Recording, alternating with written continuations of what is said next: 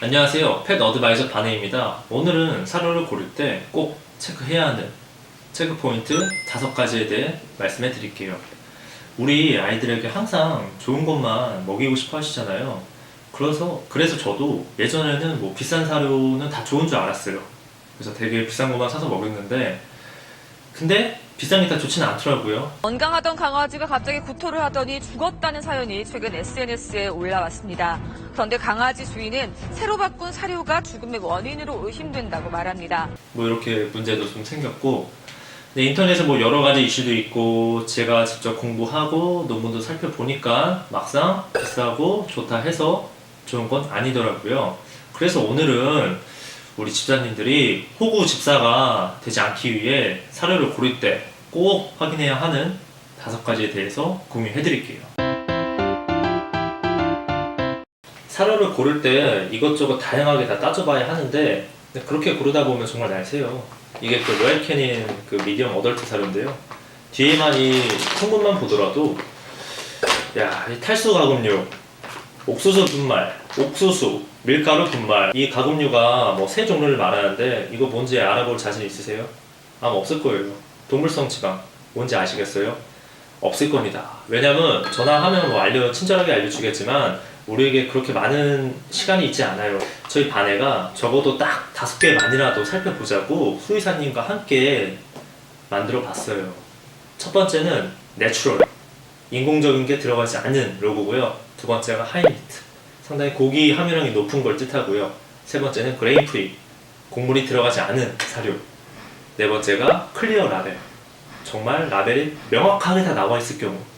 마지막 5번째가 노 슈가, 설탕이 들어가지 않은 걸 뜻합니다. 이 5가지는 사료나 간식을 구매할 때 반드시 확인해야 하는 기준을 같이 고민해서 만든 거예요. 그래서 저희의 이제 앞으로 사료 관련된 리뷰는 다 이 체크 포인트 5개의 기준으로 해서 진행이 될 겁니다.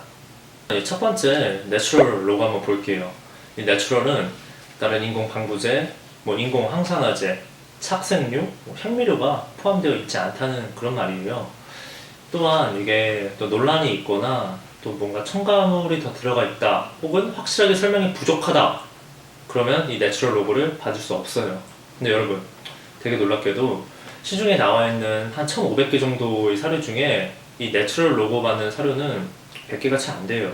그 정도로 되게 많은 방부제와 인공 첨가물이 사료 안에 들어가 있다는 거죠. 두 번째는 이 하이미트예요. 하이미트. 이게 뭐면 사료 라벨 보시면 이게 가장 많이 들어가 있는 순서대로 성분이 적혀 있어요. 예를 들면 소고기, 시리얼, 통보리, 고구마, 현미 이렇게 적혀 있으면 이건 소고기가 가장 많이 들어가 있다는 뜻이죠. 그런데 여러분, 강아지의 성장과 뭔가 되게 힘, 활동력을 얻기 위해서는 단백질이 필수예요. 단백질. 하지만 이 단백질도 동물성 단백질이 더 좋다는 거예요. 이 동물성 단백질은 무엇이냐? 여러분이 맨날 먹고 있는, 잘 알고 있는 돼지고기, 닭고기, 연어, 참치 이런 걸 말해요. 그래서 이 하이미트는 사료 라벨 중에 첫 번째부터 세 번째 안에 고기류가 2개 이상 있을 때 이 로고를 받을 수 있죠. 하지만 첫 번째는 꼭 고기여만 해요. 그런데 만약에 뭐 한 가지만 적혀 있으면 어떻게 해요? 뭐 대표적으로 뭐 GPig이나 K9이나 이런 사료는 첫 번째 들어가는 뭐 사슴고기의 함유량이 50%가 넘어요. 그래서 저희 반에는 펫푸드 라벨에서 실제 함유량을 공개했을 경우 대략 한 40% 정도가 넘는다 하면 이 하이미트 로고를 받을 수 있죠. 하지만 이 로얄 캐니만 보시더라도 탈수 가금류 이렇게 명확하지 않게 동물성 단백질을 표시해 놨어요. 그렇기 때문에 이런 애들이 들어가 있으면 아무리 함유량이 높다 하더라도 이 하이미트 로고는 받지 못합니다. 우리 애들 먹는데 뭐 어떤 고기인지 알고 먹여야죠. 첫 번째, 그레인 프리예요. 그레인 프리. 곡물은 대표적인 알러지 반응 중 하나예요. 뭐 사료 속에 옥수수나 밀이나 쌀 이런 게 피부병이나 이 눈물이나 귓병의 주 원인이 되기도 해요. 그래서 이 곡물류가 들어가 있지 않으면 그레인 프리 로고를 받을 수 있다는 거죠. 네 번째는 클리어 라벨이에요. 사료 속에 들어간 성분을 되게 명확하고 확실하게 보여줄 경우 이 로고를 받을 수 있죠. 설명이 되게 모호하거나 뭐 들어간 성분을 전체 다 공개하지 않을 경우 이 로고를 받을 수 없어요. 예를 들자면 마지막에 뭐 점점점으로 표시한다거나 아니면 뭐 기타 혹은 등으로 표시하는 경우가 대부분입니다. 그런데 이 로얄 캐닌도 이 클리어 라벨을 받지 못합니다. 왜냐하면 탈수 가금용, 이게 어떤 곡인지 알아요? 모르죠. 이런 경우에도 우리 클리어 라벨 로고를 받을 수 없어요. 다섯 번째는 노 슈가예요. 이 펫푸드 속에 다른 뭐 설탕이나 당 성분이 들어가 있지 않으면 이 로고를 받을 수 있습니다. 뭐 비트펄프나 사탕무도 제외되고 설탕과 같은 기능을 하는 뭐 말토덱스트린 같은 식품 첨가물이 들어갔을 때도 이 로고를 받을 수 없어요. 그런데 비트펄프는 뭐 섬유 요소로서 배변 활동을 도움을 주기 위해서 들어간다고 하지만 저는 이 비트펄프에 설탕이 남아 있는지 아니면 다 없는지는 알 수 없어요. 그래서 안전을 위해서 비트펄프도 제외했습니다. 그런데 여러분, 이 소량의 설탕을 먹는 거는 큰 문제가 되지 않아요.